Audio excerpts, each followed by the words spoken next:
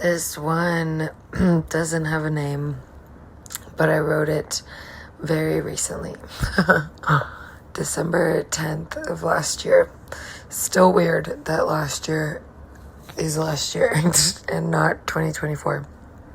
Anyways. I promise you the sky if you can meet me on the ground. Let us expand past our dreams and come together in the coziest corner. The fastest path to beyond the blue is easiest to reach when I'm with you. My friend, you have shown me. Loving me is not a favor. Care is not a debt I owe. You reject my apology of existence because it is unnecessary. You released me from the burden I imagined myself to be. Thank you. Hello, it's season 2. It feels so funny to say the seasons. Like it's just, we've already... But it is exciting. And this all happened, the seasons happened very impromptu. I didn't necessarily plan it this way, but I was trying to find a job in Australia and just stressed and not like I'd been offline or like without reliable electricity for so long that it felt like a lot to catch up on. And I looked at my podcast page and I was like, actually, I have been posting a lot this year. Like I had a lot of episodes this year and I was like, okay, maybe we can take a break. Maybe we deserve a break because this is a one-woman show. Maybe she deserves a break. And now I have a job, which is really nice to be making money. This is not making money yet. And so I have a job now and just a bit more stability for the next few months, which feels really good to have, and in a very good environment to grow and learn. And I had some new ideas for this season to maybe mix things up a little bit. This episode is actually going to be from my friends. So that's really exciting. I haven't listened to these responses, but I thought it would be fun to ask questions of my friends, some of my friends that help me through life. And I asked 2 questions. What do you listen to when making decisions? And how do you get yourself out of analyzation mode and back into experience mode? I was having trouble with that myself. I don't feel like I'm having so much trouble with it now. Maybe I should have listened to the responses when I was having trouble with it. But I haven't listened to them yet, so I'm really excited to listen to them live, sort of. But so this episode is built by some of my most important people. Hi, my name's Abbott, and this is my podcast, Philosophical Laugh Lines.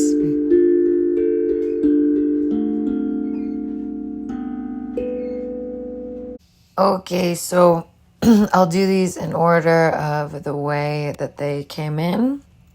The first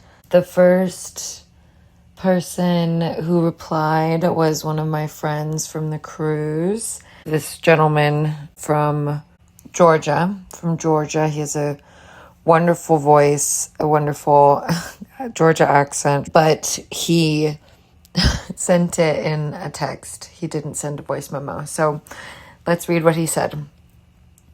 Sometimes I have difficulty with decision making. Lately, I check my motive for saying no and my motive for saying yes?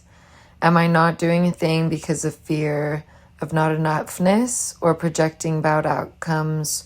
Or can I just stay in today and enjoy my life?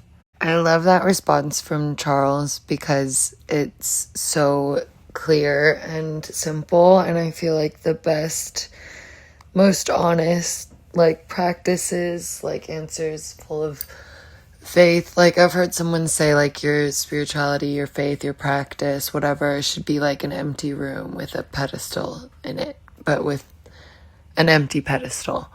Like when you keep buying stuff and adding stuff, like you're just making it more complicated and taking it further from what it's meant to be. And like Charles and I would always have conversations about faith in the crew lounge, and he would play like gospel music in the kitchen when he was working. And yeah, just love Charles. This is my friend Tony. Tony is another friend from the cruise. He has 2 passports. That fucker. And now might get a 3rd, and they're really good ones. He is married to someone from Canada, and he just got his Italian, and he was born in the States. And he's so great. I love Tony, and every time I say his name, I say it like that. And it's great how many things are named Tony, because then in my head, I just get to say it like that and think of my friend. So here is Tony. Hello, Abbott. I'm finally doing it. I'm finally recording this message after weeks of putting it off for no real good reason. Your questions, well, my answer to your questions kind of go hand in hand because whenever I feel like I need to make a decision, if it's a large one, I pretty much always go for a walk. I mean, I try to incorporate walking into my life like all the time, anyways, especially right now being unemployed. Like, I'll just go for a 2 to 4 hour walk just because if I need to do grocery shopping, I always walk, even if I have to carry back like 20 pounds of shit. But that said, that's when I do pretty much all my thinking. It's good for me to move in order to like clear my head. I can't really do that if I'm just sitting around somewhere. Maybe if I was like at a beach or within nature, I could do that. But being in the city, I kind of have to be like constantly moving in order to like clear my head and think straight. As to what I listen to, I mean, I'm pretty much always listening to music, and it just depends really, like what's if it's a new album or if it's like a producer I recently found out about, or like I, you know, find out about some record label that was had all these connections to famous musicians, maybe like before they got famous. I don't know, just as an example. It really it can be anything. As of late, I guess I would say I've been listening to a lot of Billy Woods, who's a rapper out of New York, and he uses a lot of dense imagery and a lot references pretty much everything. So that can also like help me, take my mind off things. If I like can't really come to a conclusion on something, I can always kind of go revert back to the music, and that gives me something else to think about. Or sometimes I just really enjoy the sounds of the city. Or living in Vancouver, I'll go to the seawall and I'll just listen to the seagulls and the waves and, a lot of the people who walk by. It's a somewhat busy area, so it's a good place for people watching. Anyways, that feels a bit rambly. If you'd like, I could type this up in a tight 500-word document and cite my sources and have it peer reviewed and send it on over. Anyways, hope you're doing well in Taz. Love you. Bye. That was Tony. And gosh, I love saying his name.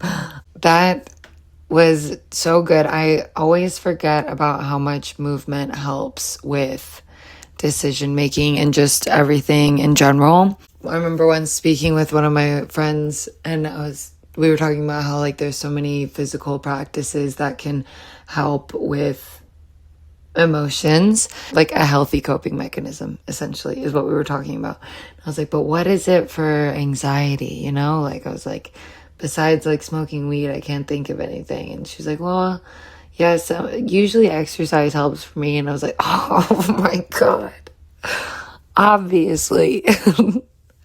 That's the thing. I just forgot about it. So easy to forget. My next friend is my friend that I was traveling with for 4 months last year, together at the end of the year. And I hadn't traveled with someone for that long before. And so we essentially became girlfriends. Her name is Naomi. Girlfriends in every way except sex. Just extremely their emotional support for each other and everything like that. And we always had such good chats. And so I'm sure this will be so wonderful. And I'm so excited to listen. So, what do you listen to when making a decision? It's actually so funny for me to answer this question now. Like, I thought that it's a very interesting question when I first saw it. But now I'm like, wow, it's exactly fit my reality, since I'm exactly dealing with the decision I made that is unusual, at least unfitting my decisions for the past 3 years. In the past 3 years, I've been listening to my heart, kind of, or like to my passion. So my decision-making process was thinking about the options and see what make me excited. And if nothing made me excited, then I would just try to stay and not make any decision until something will be exciting. But now I needed to make a decision, or I've been asked to do a big change for my parents and my brother, and I wasn't excited about it. I actually thought about this decision and I felt so exhausted. And usually this is no for me, but I did the opposite since my mind said it's the right decision. And now I'm kind of dealing with the consequences, still thinking about it. But yes, when I make a decision, there is like a lot of voices. There is always like the mind that is speaking and the heart. But I think that I got burned listening too much to my mind and realized that sometimes I don't necessarily have accurate picture of reality, or like I think that I know all the consequences, but I don't. Or I think I know where things will go to, but I don't. So then I started to trust my mind less and less, at least in making the decisions. Like after making the decision, the mind is amazing. It's like making everything happen. But just the decision part. And sometimes there is like a guiding voices that say stuff. So there is the voice of my intuition that I always listen to, at least in the past few years, like 3 years. And there is a voice that is very extreme. This is like the voice of extreme situations with very tough consequences that it say, don't do that. And then I know to go to the other side and run. So I listen to different guiding voices too, I guess. I think also that in the past few years, I'm not dwelling too much in decisions, because I'm also getting bored. It's like the same thoughts again and again and again. So I'm like, okay, that's it. Making the decision and it's done. Yes. How do you get yourself out of an analyzation mode and back to experience mode? I think I just dealt with it today. I woke up in the morning with like kind of anxious and with so many thoughts, and it was exhausting. And I think a very, very good method for me was to exercise. And then I think exercise is a very good method. It's like make me drop back into my body, and yoga and movement a lot of time take me out of analyzation mode. But I think one of the best tools that I had so far is kind of disassociate with these thoughts and talking with them. So it can be question like just hear the analyzing that I make, and then be like, oh, so this is what we think, this analyzation, and then asking if it's real. So is this real? Really? And really like making kind of a conversation with these thoughts or these voices that create these thoughts, this part of me that are these thoughts. Yeah, and then kind of sometimes changing them, sometimes let myself time to just, okay, now just analyze or just think. And another method that is very good for me or very useful is to kind of activate trust. And I think I can do this with other feelings too, but I think with trust it was very, very useful. So I used to imagine myself standing on the edge of a lake in the night, and then I would used to imagine that I just fall into the lake, and the water are very nice, and I'm just floating, and it's night, and I'm looking at the star, and everything is so calm. And every time I wasn't like loop thinkings or like worrying about stuff, I just imagine it, and that's it. The loop is over. I'm just like in this calm place. And actually now it's just changed a bit, and now I'm just falling. I'm imagining that I'm falling off a cliff and just dive into the air and float. And then all my body is calming, and all my thoughts are stopping. It's like a signal that I'm like, okay, that's it. We're done with this worrying or with this anxiety. We are just falling to trust. Done.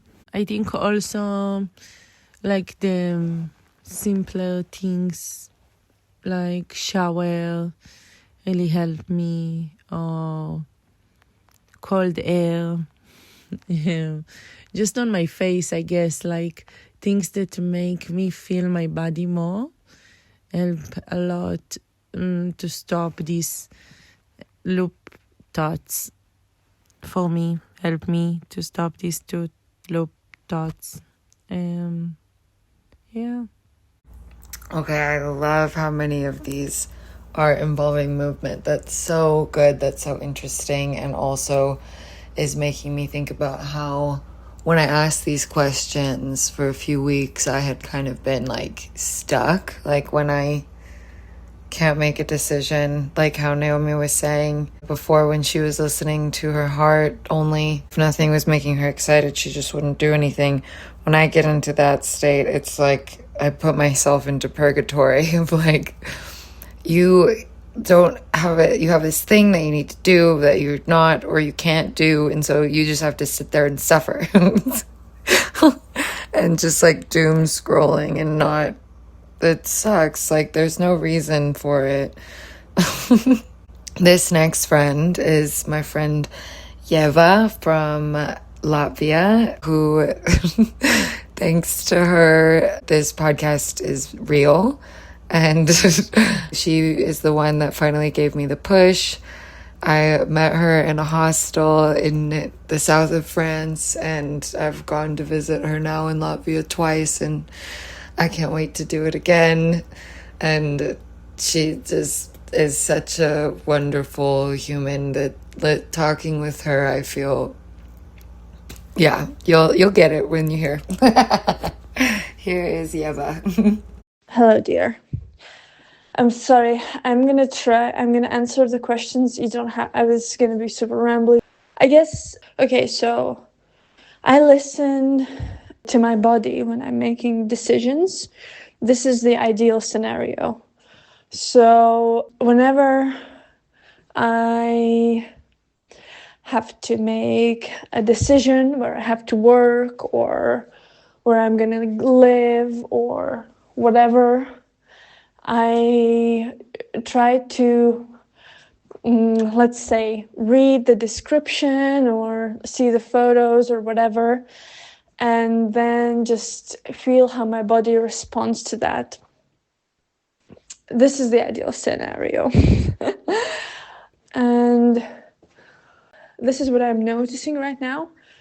I've been so after Vipassana and also being meditating more and being more in my body, I'm noticing that I am feeling more grounded, but also in some ways more uncomfortable because I'm feeling more. I can feel more nuances, and I have like I can feel the consequences of my actions.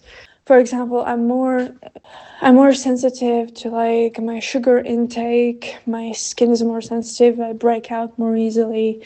My stomach has more issues. Like I am more into maybe noticing the stuff that already has been happening all my life, but I've been just breezing by it because my mind was, let's say, in control. Like, okay, let's go from A to B. It doesn't matter how we feel. Let's do it. Let's not feel anything. Let's go over our boundaries. Let's go over other people's boundaries, which is obviously really bad. And this is where, for me, it was like, okay, I really understood how my relationships were impacted because I was like, oh shit, I'm not like being nice to myself, but then I'm not being nice to others also because I'm like bringing violence to myself and also to others by not feeling and, let's say, stating my boundaries, or not stating but understanding them even.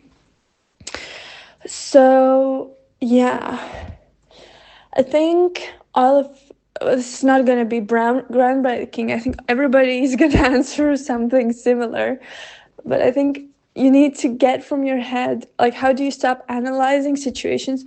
You get stuck in your head. You need to get out of your head back into your body. How does that? And this is different for everyone. For me, I really like meditation, but it's like, so coming back to the breath, really, or practicing Vipassana, which is like, okay, it's a specific kind of meditation. It's about like really feeling your body in a specific way. Then also breathing exercises. I just like to really try to check in with myself a little bit every other hour in the day, and more often than I'm not feeling the best. So I'm feeling, okay, there is a tightness in my chest. I'm feeling anxious. I'm feeling like I'm a little bit running away sometimes. I'm feeling full in my stomach.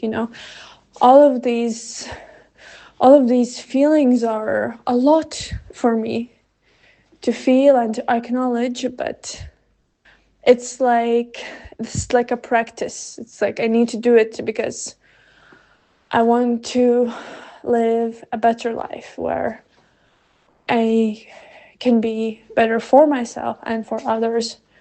So in my perspective, you need to be a feeling human, also understanding how to regulate yourself. And it's always going to be through the body. Like physical, something physical like movement, sports, whatever, yoga, all of these cliche things that are for real.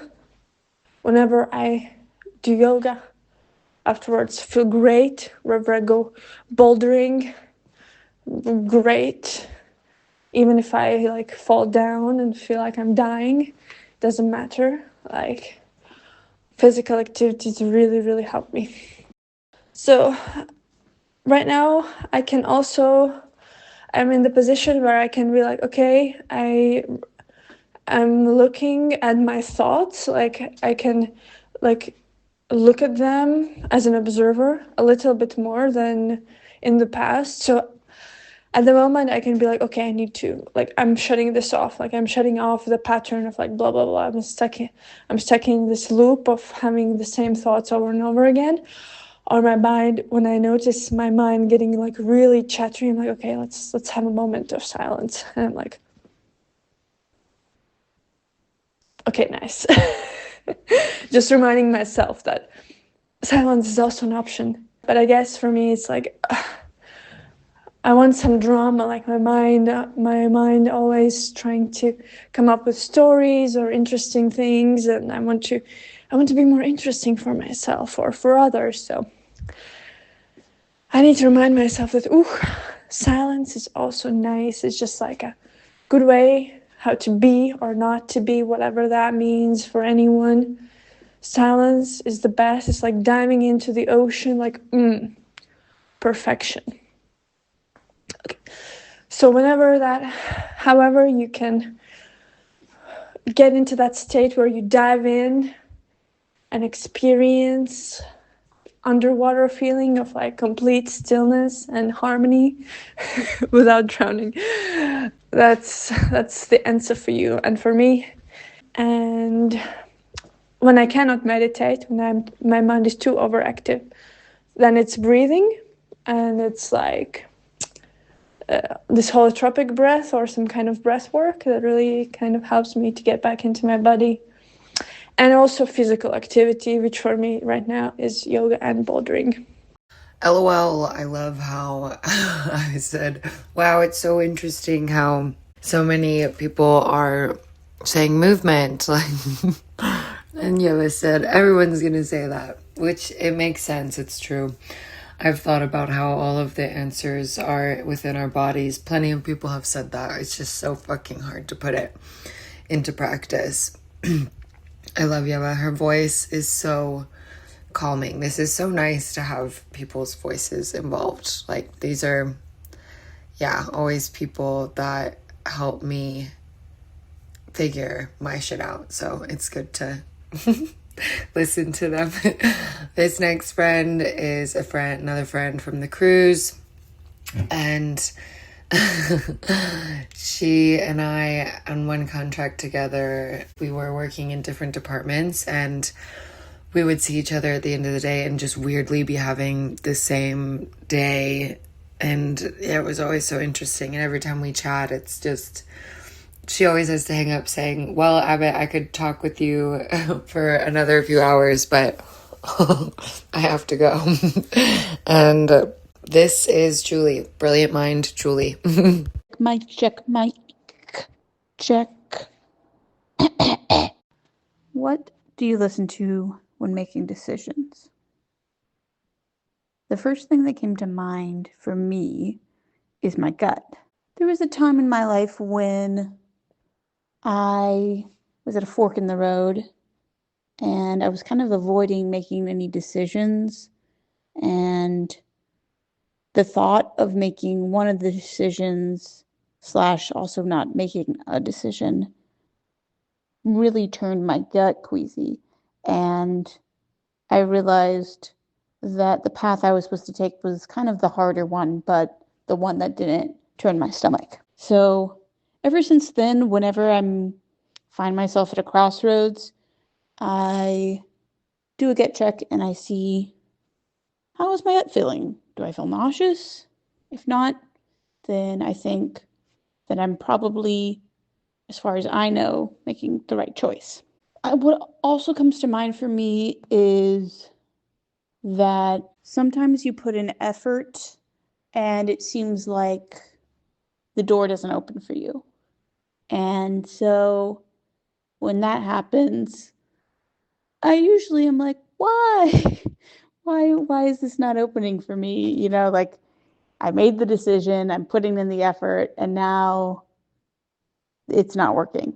So I like to ask the universe for a dream because I'm a pretty vivid dreamer and I have received messages through dreams before. I might also kind of just meditate on it and be like, is there a different way that I want to approach this? Or is there something else that's popping up for me that it seems like, hey, this path is available, even though maybe it's not the one you initially were interested in. How do you get yourself out of analyzation mode and back into experience mode? When I hear this, the first thing that I hear is getting out of my head and into my body. And I also usually, if something's coming up for me to be stuck in my head, it's worth acknowledging. So the first thing that I would do is ask myself, hey, what's going on here? There's actually a good acronym called RAIN: recognize, allow, investigate, and nurture, that I read about in a book called Radical Acceptance by Tara Brach. Anyway, so you recognize, hey, what's going on? You allow it. You say, hey, can I let this be right now? Investigate, why is this coming up for me? And nurture, what can I do to alleviate this right now?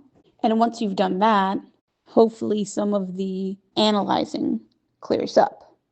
I think other good ways are to just get into your body, like stretching, seeing where maybe some energy isn't flowing, as well as I love to go on a walk and kind of just not really have a direction chosen and kind of just let myself in the moment choose which way to go, as a way to kind of just be present. And I also just think walking and thinking are perfectly meant to be together.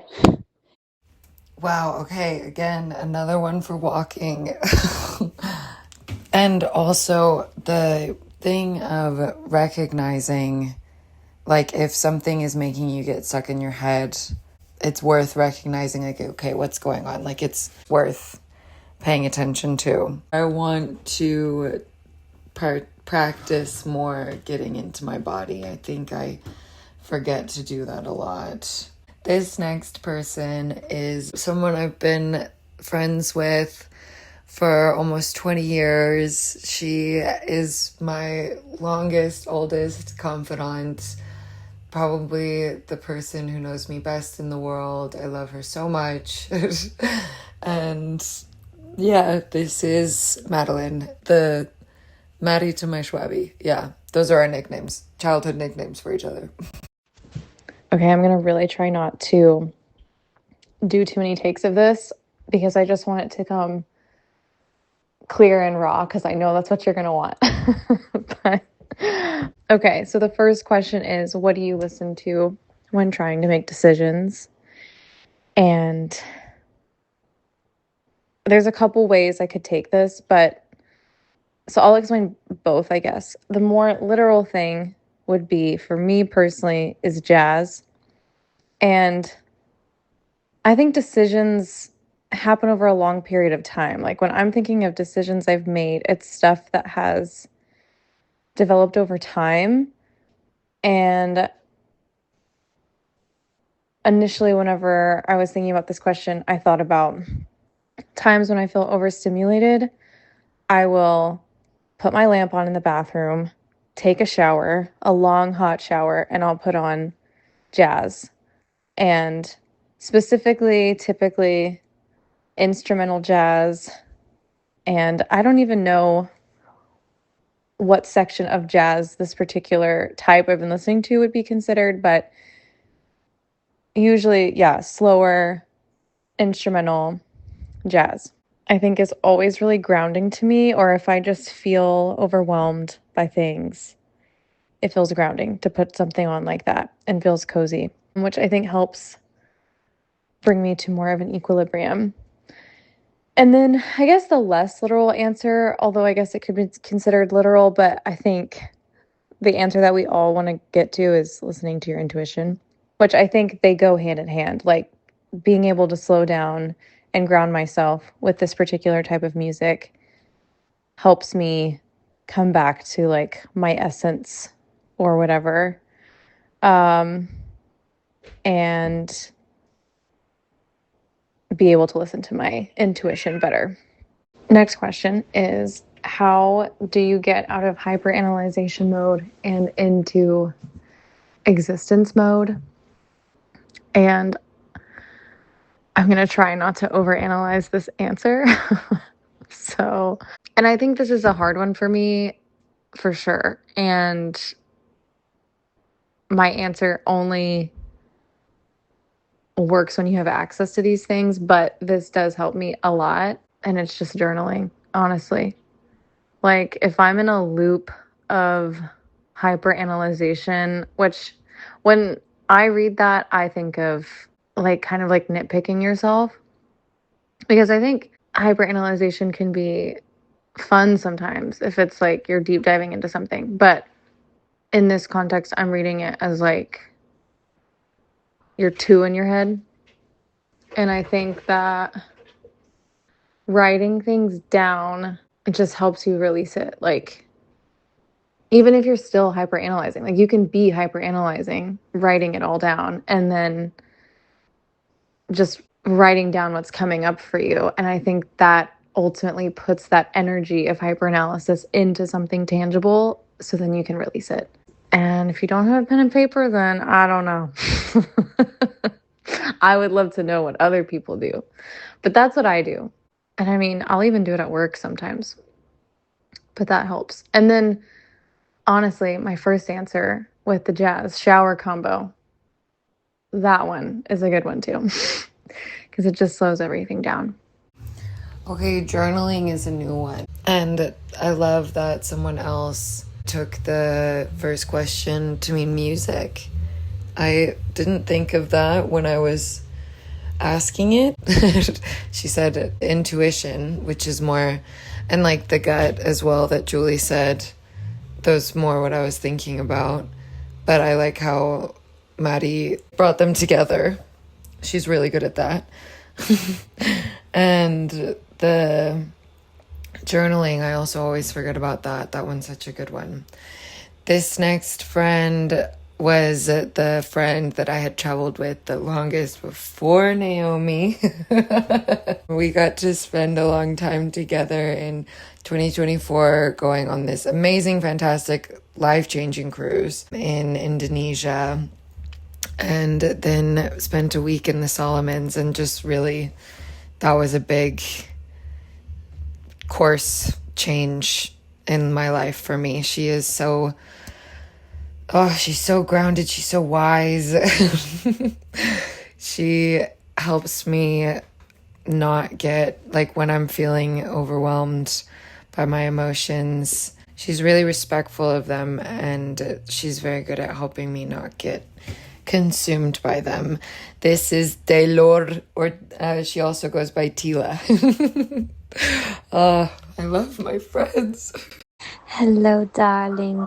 Okay, so when I'm making decisions, I think ultimately I listen to myself, but I do ask opinions of a lot of people, and then I kind of sit on things for a little while. But I really try to listen to a combination of what my gut says, my heart says, and my head says, and it usually leads me into the right path. And I do like to ask somebody older than me, someone younger than me, and someone around my same age, because I think it gives me a good perspective. And I pretty much only ask females for advice, to be honest. And I think that's because I don't like taking risks or chances or gambling.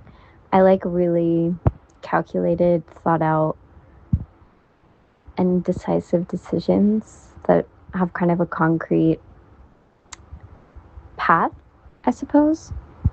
And I don't know, I just feel like that's a bit more of maybe a feminine quality. And so I think I really cherish asking people who kind of tend more towards that feminine instinctual choice making rather than risky, even though I think both are a good thing. It's just not my helpful decision making strategy. Something that gets me out of analyzation mode is reminding myself that we all die, because you can really spend a lot of time analyzing things, but at the end of the day, if you kind of just think maybe next week could be your last, tomorrow, or even today, it definitely rewires your brain to kind of go into experience mode. So I think it's good to have a balance, but I think analyzation mode comes from the privilege of thinking that we have all of this time. And when you kind of restrict and remind yourself that you really don't, it helps you jump back into experience mode. So I would say, yeah, I just try to think, if this was my last week on the planet, how would I want my brain space to be? And it's not in analyzation mode for sure. I love how succinct Taylor is. Like, she just gets so straight to the point and knows herself so well. Like, just the way she is to me is very admirable to me. She moves with such assuredness, knows what she needs and everything like that. And now our final guest. This feels so silly. My final friend, my last friend, a very old friend. I've known him since high school, and I had a fat crush on him in high school. It came back like a cold every year, and I feel so lucky that we're still friends, that my crush didn't ruin our friendship. And yeah, he's so wise. So again, someone else who gives me a lot of peace and a lot of clarity. And yeah, I feel very appreciative to still have him in my life. This is Kevin. Okay, so what do I listen to when making decisions? My inner voice. I'm a big believer in silence. So if I have something important to decide, I will try not to listen to anything other than the sounds around me. And I suppose in an internal sense, I like to listen to my gut. Especially if I'm not being the kind of person that I would choose to be, I'll take a deep breath and see if there's sort of a place in me that I can reach, where I can find a reserve of attention to change course. I hope that's a long enough answer. I'm realizing that I'm not a very verbose person. So let me see. What do I listen to when making decisions? Yeah, I think that's it. And maybe also we'll listen to or read a book or a poem that I like, just something to center myself. And how do I get myself out of analyzation mode and back into experience mode? Do I ever? No, I don't. I'm a heavy overanalyzer. And I think that I've done a yoga practice before. I like to do meditations that involve breathing exercises, all sorts of things. I don't know that there's anything I can do that will flip a switch between analyzing and experiencing. I think that experience mode happens to me. So I'll have a thought or a mantra that I start with, something like, you can't store experience, if the thing that I'm struggling with is not being in my own body. And that will help me to notice when experience mode is here and to embrace it. But I think I don't necessarily chase that, because I think I've found that I'm not very good at inducing it purposefully. So I kind of just have to embrace it when it's here. There is one thing, if I find myself getting really worked up, you know how you can get really agitated either by something that you see or something that someone says, and you face inward and kind of spiral inward on that agitation. If that's happening, I can pretend sometimes that I'm in a movie or a TV show, and all the people around me are characters. And it kind of helps me look at everything from like a step back. And sometimes in a weird way, even though I'm creating a remove between myself and the world, that actually makes me feel more present, because it takes me out of whatever micro detail it was that sent me on that little voyage of irritation in the first place. Wow, I don't remember if I said Kevin has one of the most calming voices. Very peaceful. Yeah, I got to chat with him a lot more than I expected last year, and it was really nice to check in again with each other after it had been a while. The main review of this episode for me is I just love my friends so much. I feel so lucky, so lucky to have them in my life, and to be able to listen to them and hear about their lives and have people that are willing to participate in this for me, because it's important to me. I love my friends. And hearing their voices specifically, like, it just does so much to hear the voices, hear the energy, everything like that. Today is my dad's birthday, February 1st, and it felt like a good day to start season 2. This year it feels a bit more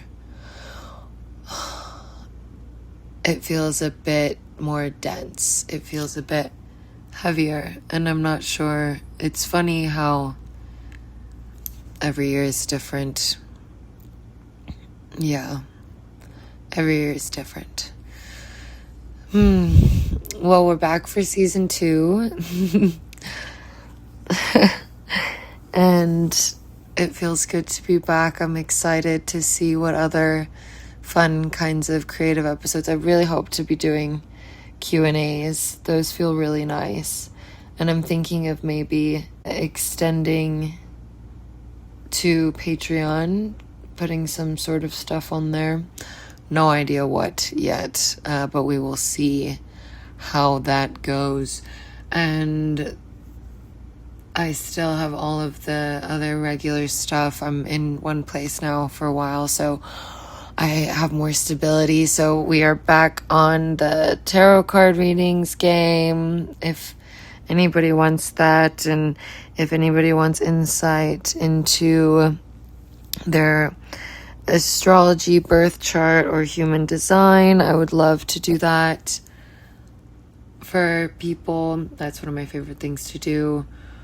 And I still sell my collages on my website, and I think that's a lot of what I offer. There's more on the website probably. I haven't looked on it in a while. I probably should. Okay, well, this episode is long enough, so thank you for listening. Thank you for listening. It's good to be back, and we will talk soon. Good night.